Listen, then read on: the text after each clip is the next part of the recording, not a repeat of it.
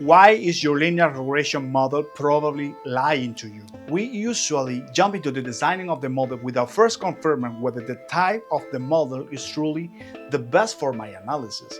That's why it's very important that before any other step, I confirm that the model I want to use is indeed compatible with my dataset. So how we do that exactly? It's very simple. We do a quick check of the assumptions. For example, for a multiple linear regression model, I always have to check three main characteristics in my data. The first is to check that the distribution of my data is normal and that I don't have a very high number of missing data.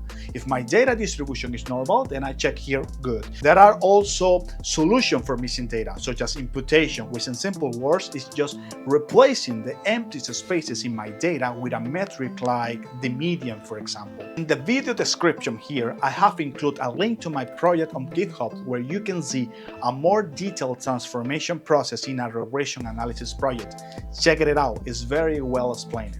The second characteristic I want to check is the linear relationship. And this isn't rocket science either. We need a linear relationship between the predictor variables and the variable I want to predict, the output variable. In simple words, a positive linear relationship between marketing investment, for example, and sales means that every time marketing investment increases, sales also increase.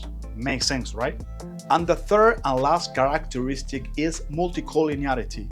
I need to confirm that there is no correlation between the predictor variables themselves, and this shouldn't be confused with the previous linear relationship. So in a real scenario, if you want to predict sales, let's say based on two variables like Facebook investment and YouTube investment, multicollinearity tells you if there is a strong relationship between Facebook investment and YouTube investment. If that relationship is very strong, there will be no way of knowing which of those two marketing channels has a greater impact on sales.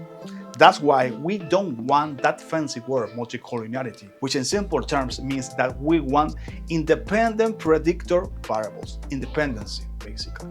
And that's it. Once we have reviewed the missing data and the distribution, the presence of a linear relationship, and the absence of a multicollinearity, we have the right signs to get off to a good start designing a linear regression model with less tendency to mislead us with its answers.